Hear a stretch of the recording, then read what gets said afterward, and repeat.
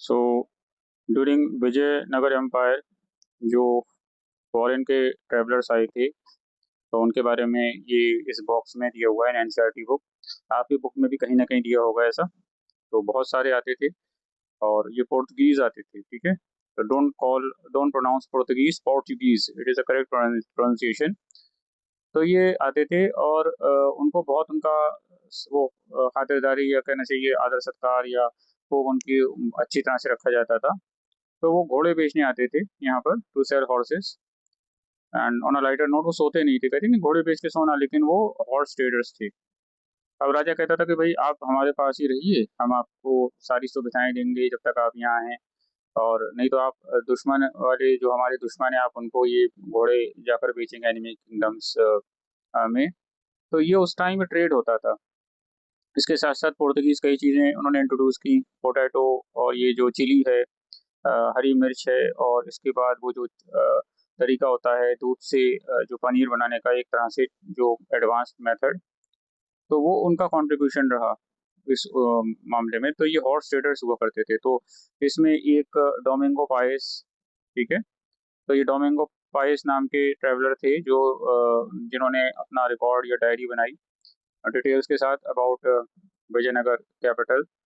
तो उन्होंने एक जो जो भी लिखा उसका एक छोटा सा इसमें पार्ट ये है कि the city seem to me as large as Rome, यानी कि रोम जैसा शानदार, very beautiful to the side, देखने में बहुत अच्छा। And there are many groves of tree within it, यानी कि लंबी लंबी लाइनें कतारें जो हैं वो पेड़ों की in the gardens of the houses, and many conduits of water, यानी कि which flow into the midst of it, यानी कि जो एक तरह की छोटी छोटी नहरें जो शहर में से होके पानी की जा रही हैं, साफ पानी की। And in places there are lakes, झीलें वगैरह उसमें सब बताएं। The people in the city are just going to be countless in number. तो उसके लिए ये बहुत बड़ी बात थी कि बहुत सारे लोग वहाँ रहते थे। And this is the best provided city in the world. तो उसके हिसाब से शहर दुनिया का एक बहुत अच्छा शहर था ये। The streets and markets are full of laden oxen. तो जो शहर या मार्केट थे उस टाइम बैलों से ही सामान ढोया जाता था। आज भी कहीं कहीं आपको दिखाई देता है, अब तो कम हो गया है। तो you could find in great abundance, ठीक है, एवरीथिंग दैट यू वांटेड। तो एनसीईआरटी में बहुत अच्छा करके डिस्क्रिप्शन दिया, उसने बहुत तारीफ करी ये कैपिटल जो विजयनगर अम्पायर जो है उसकी। और ये विट्ठल टेम्पल की जो एक पैनल या एक दीवार का पार्ट उन्होंने दिखाया है, देखिए आप इसमें आपको कई चीजें दिखाई, एक डिपिक्शन है एक तरह का सेना का या शक्ति का, जिसमें हम देखते हैं वेपन्स, एनिमल्स एंड एक्टिविटीज। तो अलग अलग चीजें ये एक तरह से हम कह सकते हैं पिक्टोग्राफिक मैनर में उन्होंने दिखाया है, जिससे हम इन जो इमेजेस हैं उनसे हम एक आइडिया लेते हैं उस टाइम के कल्चर का, उस टाइम के जो वॉर वगैरह होती थी उसके बारे में, ठीक है। तो कृष्णदेव राय बीमार हो गए बाद में, और यहाँ पर 1529 में उनकी डेथ हो गई बीमारी से। और 1565 में जो डेक्कन सल्तनत थी, जो कोलिशन बनी थी, ठीक है, फॉर्म द कोलिशन जो उन्होंने बनाई, अपना एक ग्रुप बना लिया और विजयनगर फोर्सेस को हरा दिया, led by Ramaraya Krishnadeva Raya son in law. तो उनके जो दामाद थे, सन इन लॉ राम राय, उनको हरा दिया। एंड वो जो बैटल मानी जाती है उसको बैटल ऑफ तालीकोटा, ठीक है। तो ये 1565 में जो कोalition बनी डेक्कन सल्तनत की, ठीक है। So the city was sacked over several months. Houses, shops, building, and most of all destroyed. तो लूट मार और बर्बादी हुई वहाँ पर बहुत। And much of civilian population massacred. बहुत से लोगों को वहाँ मारा गया। It was left in ruins. तो वो बर्बादी बर्बादी हर तरफ थी। After this empire got fragmented. तो इसके बाद जो था वो जो विजयनगर एम्पायर था वो उसके कई फ्रेगमेंटेड टुकड़े हो गए अलग अलग into smaller regions ruled by nayakas who were former military governors.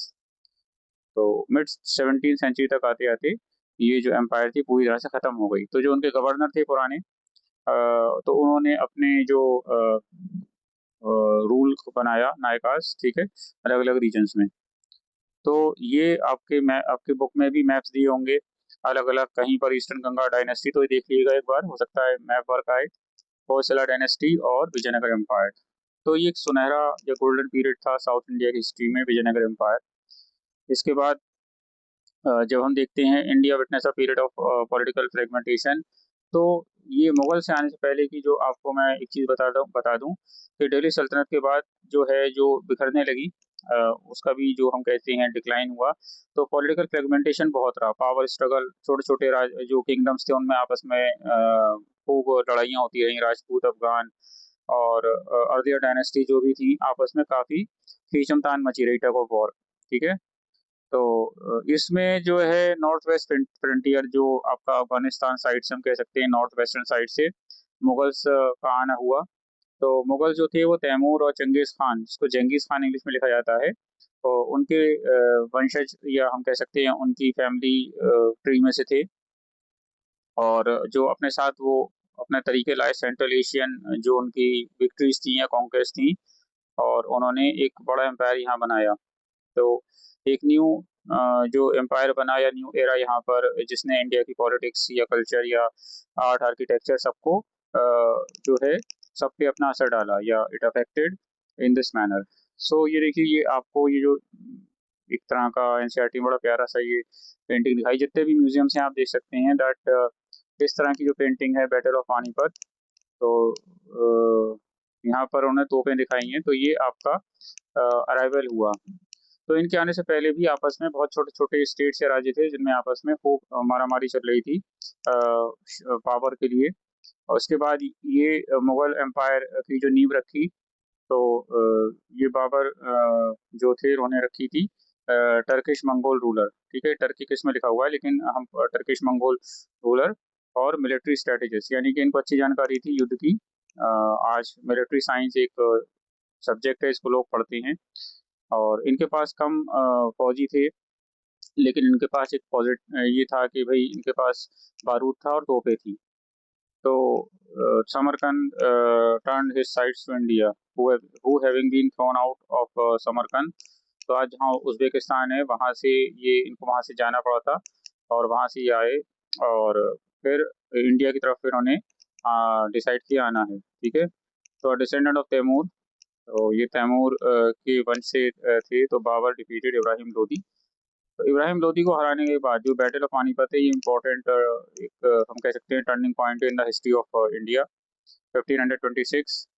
तो यहाँ पर गन पाउडर बहुत यूज़ हुआ, फील्ड आर्टिलरी जिसमें तोपें एंड मैचलॉक गन्स, तो बहुत सिंपल फॉर्म गन्स की थी, जिसमें पाउडर जैसा कुछ भर के और वो मेटल की गोली डाल के फिर फायर करते थे एक के बाद एक, और बड़ी सी एक स्टिक होती थी जिसको हम कहते हैं तीली, उससे वो लोड करते थे। तो एक लाइन लोड करने के बाद फिर दूसरी लाइन आगे आती थी। इस तरह से ये मैच लॉक गन्स इनके पास थी। तो इसलिए यहाँ पर इनका जो इनसे मुकाबला करना थोड़ा एक बड़ी सेना के लिए मुश्किल हो गया। तो इस जो हार हुई इब्राहिम लोदी की, उसने दिल्ली सल्तनत को ख़त्म कर दिया, ठीक है? और it laid the foundation of Mughal empire, ठीक है? सो ये यहाँ पर पूरा जो हम देखते हैं बाबरनामा, इसके लिए मैंने वीडियो बना दिया था, तो आप देख लीजिएगा उस वीडियो को। And in this case Babur की जो डेथ हुई, तो ये ध्यान रखिएगा कि कई कहानियां हैं कि हुमायूं बीमार पड़ गया था, तो बाबर ने हुमायूं के पलंग के चक्कर लगाए और ये कहा कि इसको बचा लो और मुझे मार दो, ऐसा कुछ था। तो बट उनकी डेथ 1530 में हो गई। द रीज़न वाज़ कि काफ़ी टाइम से वो लड़ाइयाँ या बैटल्स कर रहे थे और इस वजह से वो जो थे बीमार पड़ गए, इसलिए ही डाइड अर्ली। और उसके बाद उनका बेटा जो है हुमायूं, इसको इनको इसको लकी हुमायूं भी कहा जाता है, क्योंकि he lost everything but he gained everything before his death. तो आप इसको देखेंगे कि he struggle to hold the empire together, तो उसे अपना राज्य बचाने में बहुत ज़्यादा स्ट्रगल करना पड़ा। अब वो उतना अच्छा शुरू में स्ट्रैटेजिस्ट नहीं था Humayun. He was fond of reading, he was fond of many things, जैसे एस्ट्रोलॉजी या हर दिन अलग कलर के कपड़े पहनना या लाइब्रेरी पढ़ने का शौकीन। उसके बारे में कहा जाता है उसे ओपियम की भी आदत थी, अफीम चीज़ को बोलते हैं, तो उसी में वो फिर अपनी लाइब्रेरी से गिर के उसकी डेथ हुई थी। वो देखेंगे, उसे ज्योतिष में भी काफ़ी दिलचस्पी थी। तो उस टाइम उसके पास अच्छे ज्योतिष हुआ करते थे, जिनको नजूमी बोलते थे, जो स्टार्स और उसके हिसाब से काम करवाते थे कि आज का दिन अच्छा है या नहीं। तो शेर शाह सूरी जो बेसिकली सासाराम जो बिहार है वहाँ के थे, और असली नाम फरीद था। इन्होंने एक बार एक शेर को मार दिया था उसके नाम पर, उसकी वजह से उनका नाम शेर शाह सूरी पड़ा, अफगान लीडर। तो उन्होंने इसने सूर एम्पायर बहुत बड़े पार्ट नॉर्थ इंडिया में बनाया, ठीक है, और काफ़ी सुधार करे, जिसमें सड़क वड़क और सराय और बाग वगैरह लगवाए। तो बहुत जल्दी ये इसका जो एम्पायर था ख़त्म हो गया, क्योंकि एक बैटल थी, अभी अगर मैं याद कर सकता हूँ, शायद चुनार या उस जगह पर युद्ध हो रहा था, तो वहाँ पर ओक्का नाम का एक वेपन था, तोप जैसा, वो फट गया। तोप जैसा एक हथियार था, वो बारूद उसमें ज़्यादा पड़ गया था, तो तोप जैसा जो वेपन था वो फटा और उसमें उसकी डेथ हो गई। तो हुमायूं वापस आकर उसने फिर से ये कब्ज़ा यहाँ पे किया अपने जो एम्पायर को। तो शेरशाह सूरी बहुत जल्दी उसके मरने से थोड़ा मामला हुमायूं के लिए अच्छा हो गया, कि वो आकर उसने अपना रिकॉन्क्वर्ड हिज द लॉस्ट ग्राउंड। वरना वो काफ़ी जगह भागता रहा, कभी ईरान कभी कहीं, लेकिन वापस उसको उसको लकी हुमायूं इसलिए बोला गया। और हुमा के बारे में कहा जाता है एक चिड़िया होती है जो जिसके सर पे बैठ जाए तो वो बड़ा लकी होता है, तो बाकी में वो लकी था, सब कुछ होने के बाद ही was able to regain everything. और लेन पूल नाम के हिस्टोरियन ने, मैं आपको एक जानकारी के लिए बता दूं, कहा कि वो जिंदगी भर लड़खड़ाता रहा हुमायूं, और मौत भी लड़खड़ाने से हुई। सर्दियों में वो नीचे उतर रहा था शाम के टाइम लाइब्रेरी से, और लड़खड़ा के लाइब्रेरी से गिरा वो।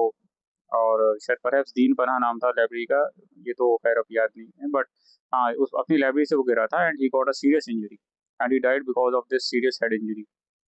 तो अ, हेमू जो था वहाँ पर दिल्ली, ठीक है, skilled military commander and chief minister वजीर, ठीक है, under one of the last Suri rules. तो हेमू ने दिल्ली को कैप्चर किया, और उन्होंने जो है दिल्ली को पे राज किया या शासन किया, ठीक है। He ruled as Hemchandra Vikramaditya. पहले वो नमक का काम करते थे, उनको नमक का उनका व्यापार था। तो he was injured on the battle field. The second battle of Panipat जब हुई, जब एक्चुअली अकबर को राजा बनाने में बैरम खां, ये लोग बहुत इसको कम डिस्कस करते हैं, बट अगर बैरम खां नहीं होते तो अकबर का राजा बनना दोबारा से, और जो उसका बेटा हुमायूं का था, तो बनना मुश्किल था। तो उन्होंने इस तरह से कुछ अपने जो आर्चर्स थे उनको लगाया, कि हेमू की आंख पे तीर मारा, और हेमू के गिरते ही हाथी से तो उनकी फौज में भगदड़ मच गई, तो वो हार गए। And second battle of Panipat यहाँ हुई, and Babar's grandson Akbar captured Hemu, और ही वॉज बी हेडेड। तो हेमू को मार दिया गया, एंड अकबर को मुगल एम्पायर का एम्परर बना दिया गया, ठीक है। तो ही वॉज जस्ट 18, तो बैरम खान नहीं होते तो अकबर का इतना कुछ करना पॉसिबल नहीं था। तो ये यहाँ पर बहुत इंपॉर्टेंट है बैरम खान का रोल। बाद में कुछ डिफरेंसेस हो गए, और जो भी हुआ वो अभी डिस्कस करेंगे। तो आप ये देखिए, 13 ईयर्स की एज में अकबर जो है राजा बना, और हुमायूं की जो डेथ, एक्सीडेंटल डेथ की बात आई ना, लाइब्रेरी से गिर के ही डाइड। तो Akbar set out to bring the entire subcontinent under Mughal control. तो सब कॉन्टिनेंट जो हमारे आसपास के देश हैं, जो भी हैं, जितना भी बड़ा एरिया है साउथ ईस्ट एशिया में, बड़ा सब जितना भी रीजन है, तो मुगल कंट्रोल में आया। And his reign was a blend of brutality and tolerance shaped by ambition and strategy. तो अकबर का टाइम पीरियड माना जाता है ब्रूटैलिटी, यानी कि लोगों पे जुल्म भी हुए, और tolerance shaped by ambition and strategy. तो इस तरह से अर्ली कॉन्क्वेस्ट जो उन्होंने करे, तो मेनी ऑफ हिज प्रेडिसेसर्स, ठीक है, अपने पूर्वजों की तरह अकबर ने भी कोई दया नहीं दिखाई। No mercy at the fort Chittorgarh in Rajasthan, which he besieged for more than 5 months in the face of determined resistance from the Rajput soldier. तो 5 महीने तक वो घेरा डाला, और राजपूत सोल्जर्स की बहादुरी की वजह से 5 महीने का टाइम लगा। So they inflicted heavy losses on the Mughal army, but fort finally breached and died fighting large numbers। तो राजपूतों की फिर बाद में जो डिफीट हुई, एंड बहुत सारी लेडीज जो वेमेन थी उन्होंने जौहर कमिट किया, तो जलती हुई आग में वो कूद गई। And he ordered Akbar ordered massacre of some 30,000 civilians, and the surviving women and children were enslaved. तो जो बचे हुए बच्चे औरतें थी उनको स्लेव बना लिया गया, या गुलाम बना लिया गया। तो उस टाइम अकबर 25 साल का था, और he sent a message of victory. तो उन्होंने एक मैसेज भेजा कि we have succeeded in occupying a number of forts and towns belonging to the infidels. Infidels का मतलब होता था जो इस्लाम को नहीं मानते, दूसरे धर्म के होते थे, and have established Islam there. With the help of our blood thirsty sword, तो हमारी तलवार जो खून की प्यासी है, we have erased the science of infidelity from the minds and have destroyed temples and other things. तो इस तरह से बढ़ा चढ़ाकर जो उसने एक तरह की अनाउंसमेंट या घोषणा करवाई कि हमने जो है हिंदुस्तान को पूरी तरह से अपने कब्जे का कंट्रोल में ले लिया। तो जब टर्किश या मुगल आर्मीज आती थी और जीत लेती थी, तो या तो वुमेन को अपने स्लेव बना लेती थी या उनके साथ बदतमीजियाँ या उन पे अत्याचार करती थी। तो राजपूत वुमेन ने डिसाइड कर लिया था कि हम ये जौहर को फॉलो करेंगे। तो जलती हुई आग में मास फायर, जगह-जगह आग लगाकर वो उसमें कूद जाती थी और अपनी जान दे देती थी टू प्रिजर्व वन्स ऑनर, अपनी जो ऑनर को बचाने के लिए, अपनी इज़्ज़त बचाने के लिए। सो तो राजपूत वुमेन तो बहुत सारी रानियाँ और बहुत शाही दरबार में जो भी लेडीज़ थी जिनकी वाइफ्स, उन्होंने जौहर को फॉलो करके अपनी जान अपना बलिदान दिया। तो ये एक आप याद रखिएगा जौहर जिसमें women sacrifice their life to just protect their honor. So in this case यहाँ पर अकबर फॉलोड बाय हिज प्रेडेसेसर्स। तो अ मोनार्च यहाँ पर should be ever intent on conquest, otherwise his enemies rise and arms against him. ठीक है, तो ये हमेशा मानना था इसका कि अपने दुश्मनों के साथ दया मत दिखाओ। अ monarch should be ever intent on conquest, otherwise, तो हमेशा तैयार रहना चाहिए युद्ध के लिए और दुश्मन को हराने के लिए। तो एज इज एम्पायर ग्रो यहाँ पर, तो जैसे से उनका जो है मुगल एम्पायर बढ़ता गया, तो पॉलिटिकल स्ट्रेटजीज उन्होंने फिर पॉलिटिकल स्ट्रेटजी यानी कि जो पॉलिटिकल रास्ते थे या पॉलिटिकल तरीके थे उनको भी फॉलो करा, सिर्फ लड़ाइयाँ या वॉर नहीं, टू स्टेबलाइज इट। तो अब उन्होंने शादियों के जो अलाइंसेस थे, शादियां करके या अपने जो लोग थे उनसे मैरिज करवा कर जो है किंगडम जो है राजपूतों से जो है कांटेक्ट बनाए और इस तरह से रीजनल लीडर्स जो है अपने दरबार में शामिल करे। जजिया जो नॉन मुस्लिम्स को देना पड़ता था उसको हटा दिया एंड सुलह कुल नाम की एक पॉलिसी या डॉक्ट्राइन, एक सिद्धांत या रूल फॉलो किया के बाद में कि सबके साथ शांति, peace for all, tolerance for all faiths through interfaith dialogue, आपस में जैसे हर रिलीजन के बात करना, मुस्लिम, हिंदू, जैन, बौद्ध जो उस टाइम थे, अपॉइंटमेंट। तो अपॉइंटमेंट का मतलब है कि भाई ऑफ हिंदू ऑफिशियल्स को बड़े बड़े post the and other board reforms. ठीक है, तो ये देखिए ये Mughals and the rise of regional powers. तो ये इस तरह का मैप है। तो मुगल एम्पायर अंडर अकबर, ये अगर आप देखेंगे ये इतना जो पूरा एरिया आ रहा है। ठीक है, और ये ऊपर सिख एम्पायर उधर कह सकते हैं हम, सिख एम्पायर। होम किंगडम जो आपका नॉर्थ इंडिया ईस्ट इंडिया में, आप इधर देखिए होम किंगडम जो दिखाया है ये वाला गुवाहाटी। तो ये सब ये मैप को आपको ध्यान रखना पड़ेगा, ये आप चाहे आपकी बुक में है या एनसीईआरटी में। सो ये जो भी आप यहाँ पर देख रहे हैं, this is going to be an interesting map. और ये पहला है मुगल एम्पायर अंडर अकबर 1605। तो ये जो भी ये पार्ट इतना दिखाई दे रहा है ये, और ये जो पार्ट है आपको ब्लू कलर से, ये आपको सिख एम्पायर, और इधर ये अहोम, ये असम जो एरिया है उधर का home kingdom, and then Rajput territories, ये राजपूत टेरिटरीज हैं। तो ये मुगल एम्पायर पूरा, और ये मुगल एक्सपेंशन अंडर औरंगजेब। तो ये पूरा एक मैप है जो बताता है उस टाइम कौन कौन से एम्पायर थे और एक्सपेंशन कहाँ कहाँ था। तो ये आप देखिए यहाँ से, अगर हेमू जिनको माना जाता है last Hindu ruler of Delhi, तो उनके बाद अकबर को ये पावर मिली। एंड इसके साथ साथ और भी कई चीज़ें हैं, जैसे कहीं कहीं शेर शाह सूरी का जल्दी मर जाना, उसने हिस्ट्री को बदलने में काफ़ी रोल प्ले किया। एंड यहाँ पर जब कह सकते हैं कि जौहर में हमने एक और बात है about the folklore, that is in case of Rani Padmini. तो उनके बारे में कहा था गया था कि अलाउद्दीन खिलजी के अटैक के time she followed along with other ladies this jauhar. तो यहाँ पर चित्तौड़ के बाद धीरे-धीरे अकबर ने डिसाइड किया कि हम जो है पॉलिटिकल कनेक्शंस बनाएँगे और इंस्टेड ऑफ वॉर्स हम पॉलिटिकल वे में which is less brutal and going to cause less bloodshed उसको फॉलो करेंगे।